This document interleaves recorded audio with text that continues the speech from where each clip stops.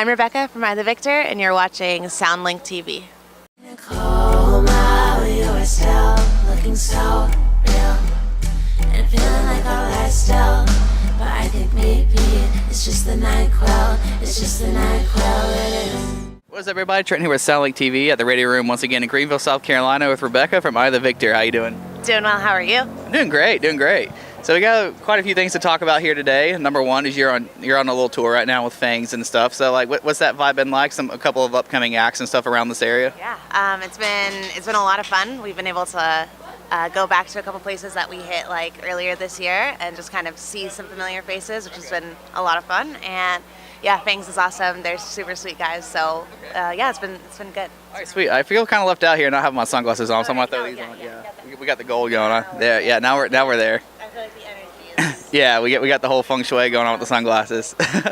All right, so so your name's Rebecca, but I the Victor is not a band; it's a solo thing, basically. So I have another friend, Garrett, who does has a moniker called Messenger Down. It's kind of unique seeing like solo artists doing the whole band name type stuff. So what's your story with that, and why did you want to be a solo act with almost like a band name instead of like something like Fangs, maybe a one-word name like that instead of your real name or something? Fair. Actually, I've like heard of Messenger Down. I think we have some mutual friends or something. So that's really cool stuff. So I think I started off just having like no desire to put my name on something. So as I've always been like really into like just really eclectic bands and stuff, and I just thought it would be a cool idea to just like put a band name over something. That way I can like make whatever music I want, and it like doesn't sound like a singer or like a whatever. So I also like knew that I was going to start playing music like by myself basically until like now I have like a drummer and we like run tracks and we do things that work with like basically the fact that it's a solo project. But it kind of like made it brandable, I think, like more than I could have ever done with just like putting it out under my name. And I also like wanted to have like a banner around like, I don't know, like you wanted all the band stuff that comes with it without having the band part, basically. Yeah, and then well, I like the idea too, like having, I don't know, it sounds like very optimistic, like I guess it also sounds very like if you don't know the music or don't know you hear the name I the Victor, it sounds like a heavy metalcore type band, and then I love that too. you like that? I need that because I'm not tough at all. So are you one of those people that kind of gets offended if people, call it a band, and or instead of, if they say they or instead of she or something like that, if they say, oh, I saw them the other day, or you're like, or I saw you guys last week, you're like, oh, it's me, Do you get? No, not at all. And like that was the point. It's just like keep it kind of separate from myself in a way. Like I mean, I'm obsessed with it. Like every part of it, I'm obsessed with. But like I like that it can be like this thing that exists a little bit beyond like myself. It's not like directly associated with my person. So yeah. Sweet. So I was on your Spotify recently trying to get updated what you have going on, and you haven't really released anything this year. You did have a little 2-song thing drop last year and an EP before that. So what are you working on now? When can people look out for it? Yeah, so got a couple new songs already done. Not sure when I'm going to release like another collection of songs. I'm like in the phase where I am figuring out like what it will look like and what the theme will be, and I really like to like put a narrative behind anything like that, so it's going to take some more time, but I am releasing like a single very soon, like towards the end of the summer, followed by another one like in the fall. So there's stuff coming, and I think it's just going to be like a couple singles for now, and then I will figure out how to bring together a body of work as it feels right. Yeah. So you're doing this by yourself and everything. You do have a manager. Matt's a good friend of ours too, and everything. So shout out to Matt.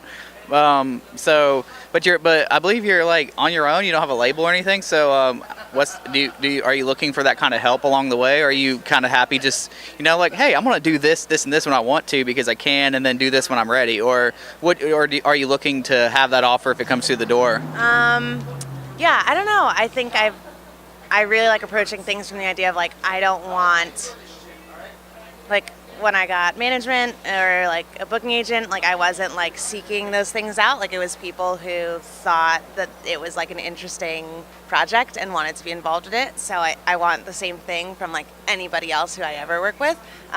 So it's the same thing for me with labels. I'm not too concerned about it just because at this point I know like exactly what I want, and I don't mind not having like the overhead of like, you know, I know how messy it can be, like getting a ton of approval for things, and I don't know.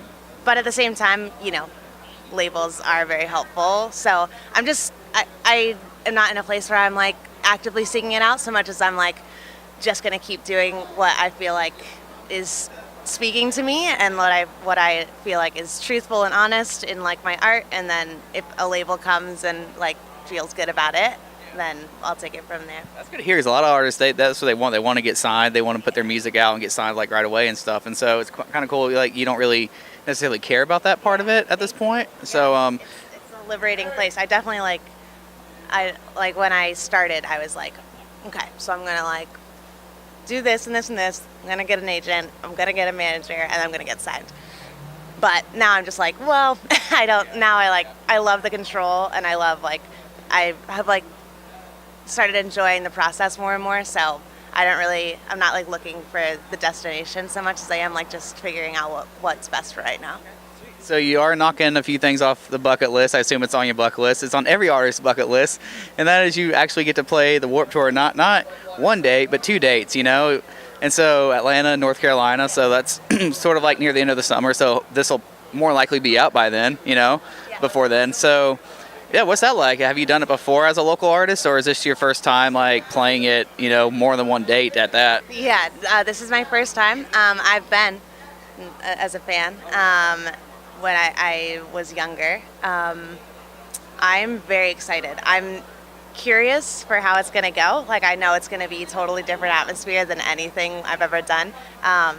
So I'm just trying to like keep my head down on like creative ways that we can like make it the best 2 shows as possible. Like I know that there's like 50 or I don't even know the number of other bands that are playing, but like I want to go in there and like try and capture as many people as we can. So if you got like 20 to 50 people come watch you, that's 20 to 50 people watching you and not some other, you know, band on the tour. So that's a victory right there. Yeah, it absolutely is. So I'm excited for however it's going to end up turning out, and then I think we're just kind of gearing up to be like creative in how I know like we get our time at the beginning of the day, so we're just going to kind of be prepared for whatever, and yeah, take it in stride. I'm very excited. Well, that's good though, because I think the bands that open up, like the newer bands, because there's not many, I guess, the bands that people go to see playing at that time. It's usually some other smaller side stage bands, and so your chances of drawing in a good crowd, just excited to see a band to start the day, you know, not necessarily caring who it is pretty cool. So yeah, I'm very excited for that, and I think like it'll be cool too because